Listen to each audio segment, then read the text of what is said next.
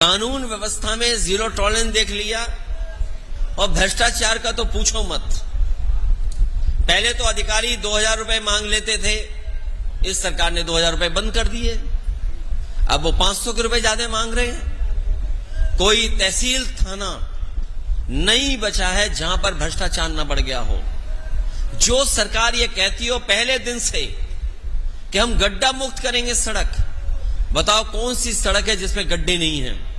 और आज तक मैं तो पत्रकार साथियों से कहूंगा कि आप रिकॉर्ड निकलवाइए कि इस सरकार ने पिछली सरकार में और इस सरकार में गड्ढा और मेंटेनेंस के नाम पर कितने हजार करोड़ रुपए निकाले जो बर्बाद हो गए हैं। और करप्शन किस स्तर पे, इसकी आप कल्पना नहीं कर सकते हैं। करप्शन हर स्तर पर है। यहां तो एक इंजीनियरिंग कॉलेज बन रहा था, मुझे बहुत पुराना याद है, केवल विधायक जी ने हिलाया था, वो बिल्डिंग गिर गई। सोचिए आप, ये तो एक है, न जाने कितने उदाहरण होंगे। और हमारे मुख्यमंत्री जी कह रहे हैं पूरा उत्तर प्रदेश ओडीएफ हो गया।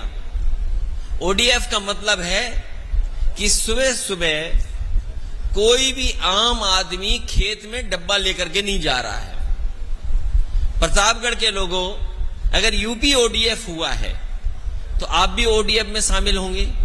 कभी सीटें बचती थी, कभी किसी को जाने नहीं देते थे।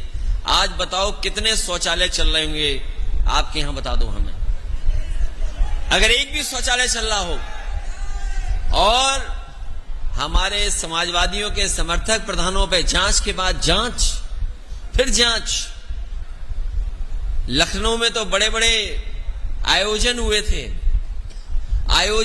कि इन्वेस्टमेंट मीट हुई जिसमें यह बताया गया कि लाखों करोड़ आ रहे हैं। हमें बताओ प्रतापगढ़ के लोगों, वो कहावत मैं नहीं कहूंगा जो मुख्यमंत्री जी ने कहावत प्रतापगढ़ के लिए कही, वो तो मैं कभी नहीं कह सकता।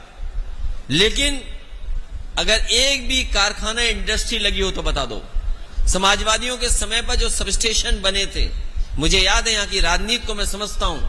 अगर किसी एक बड़े नेता का फीडर अलग है तो दूसरे नेता ने भी यह दावा किया कि उस नेता का अगर फीडर अलग तो हमारा भी फीडर अलग होना चाहिए, हमारे भी पुलिस का सर्कल अलग होना चाहिए।